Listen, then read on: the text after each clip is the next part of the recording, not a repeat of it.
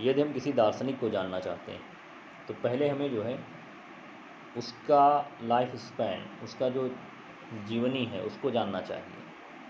आज हम इस वीडियो में प्रसिद्ध दार्शनिक, प्रकृतिवादी विचारधारा के जनक, आधुनिक बाल केंद्रित शिक्षा के जनक रूसो के बारे में अध्ययन करेंगे। रूसो का जन्म 28 जून 1712 ईस्वी को जेनेवा में हुआ और 2 जुलाई 1778 ईस्वी को फ्रांस में ये एक्सपायर हुए। रूसो के जन्म के कुछ ही मास पश्चात इनकी माता दिवंगत हो गई और पालन पोषण का भार इनके पिता पर आ गया। इनके पिता एक भावात्मक अस्थिरता प्राप्त घड़ीसाज थे। रूसो की औपचारिक शिक्षा अल्पकाल तक ही हुई, जिसमें उसका 2 वर्षीय परंपरागत अध्ययन और शिक्षुता का समय भी सम्मिलित था।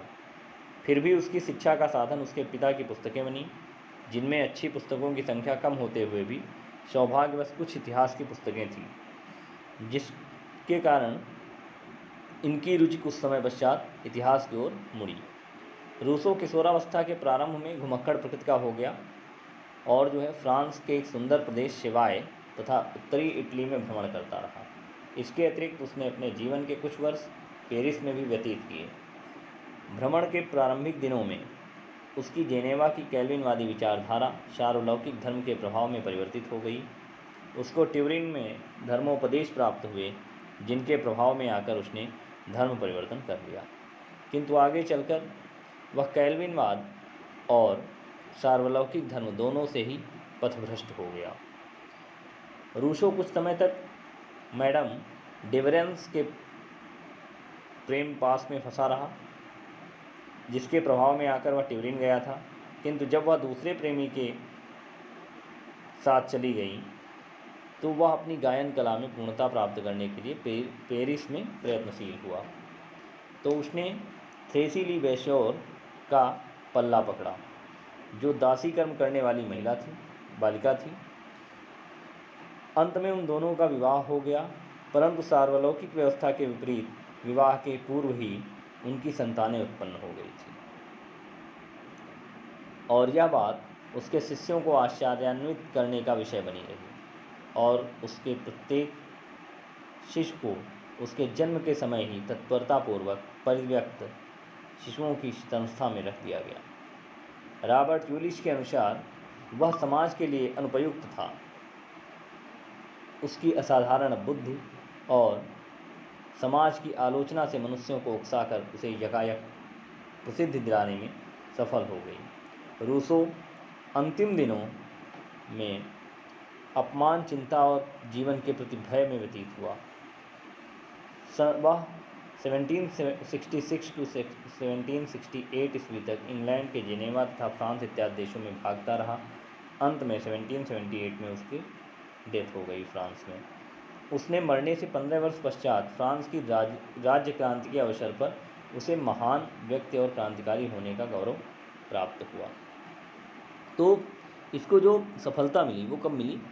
देखो, ये लुई 15वें के राज्य के समय की कृत्रिमताओं ने उसके हृदय में घृणा उत्पन्न कर दी।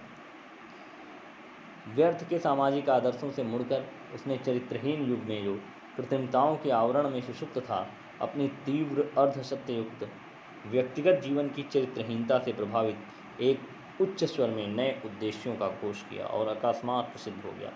1750 में डिजान अकादमी में विज्ञान का नैतिकता पर प्रभाव नामक निबंध पढ़कर वह लोगों की दृष्टि में उठ गया, जिसके बाद क्या हुआ कि लोग उसे इम्पॉर्टेंस देने लगे कि रूसो भी कोई व्यक्ति है।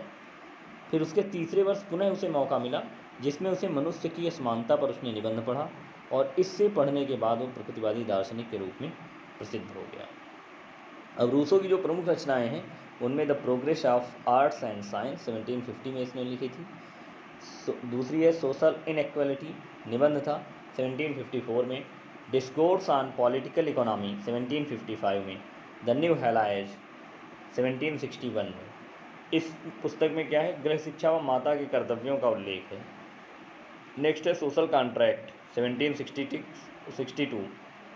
Emil 1762, consideration on the government of Poland 1773, confession of the vicar of Savoy. यह पुस्तक रूसो के धार्मिक सिद्धांतों की विवेचना की है। इसमें से सबसे ज़्यादा जो फेमस बुक है एजुकेशन में वो आपकी सोशल कॉन्ट्रैक्ट और एमिल है। तो एमिल और ये जो सोशल कॉन्ट्रैक्ट है शिक्षा शास्त्र और राजनीति विषय पर बात करती है ये दोनों पुस्तक। तो इन दोनों में ये सब चीज़ें बताई गई हैं। अब रूसो के जो प्रसिद्ध कथन हैं ये कि स्टेटमेंट आपके एग्जाम्स में भी पूछे जाते हैं या फिर ऐसे भी हमें जानना चाहिए कि रूसो आखिर इतना फेमस क्यों हुआ। तो एक तो रूसो ने कहा था कि नगर मानव जाति की कब्रें हैं, means cities are the graves of the human species. दूसरा इसका स्टेटमेंट जो फेमस है वो है जो कुछ किया जा रहा है ठीक उसके विपरीत करो, means do precisely opposites of what is usually followed. Third है मनुष्य स्वतंत्र रूप से जन्म लेता है पर वह प्रत्येक स्थान पर परतंत्र है। Man is born free but everywhere he in chains. अगला है प्रकृति की ओर लौटो, go back to nature. Fifth statement है इसका सुसंस्कृत स्त्री अपने पति, बच्चों, परिवार, नौकर आदि प्रत्येक के लिए प्लेग के रोग के समान है। A woman of culture is the plague of her husband, her children, her family, her servants and everybody। फिर है स्त्री आज्ञाकारिता के लिए है और पुरुष विद्रोह के लिए। A woman is for obedience and man is for rebellion। Seventh है मैं जानता हूँ कि मेरे शब्द परस्पर विरोधी हैं किंतु मैं यह नहीं मानता कि मेरे विचारों में कहीं विरोध है। I know my words are contradictors but I do not suppose there is any contradiction in my ideas। Eighth इसका स्टेटमेंट है सृष्टि के रचयिता के हाथों से आने वाली प्रत्येक वस्तु अच्छी होती है, मनुष्य के हाथों में पड़कर वह बुरी हो जाती है। Everything is good as it comes from the hands of the author of nature. Man meddles with it and degenerates. Ninth है सारे दोष कमजोरी से आते हैं, बालक कमज़ोर है इसलिए बुरा है, उसे बलिष्ठ बनाओ और वह अच्छा हो जाएगा। All weakness comes from weakness. A child is bad because he is week, make him strong and he will be good. Tenth है स्टेटमेंट शक्ति से अधिकार का जन्म नहीं होता, force does not create right.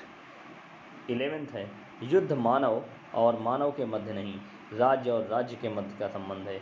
War is not a relation between man and man but between state and state.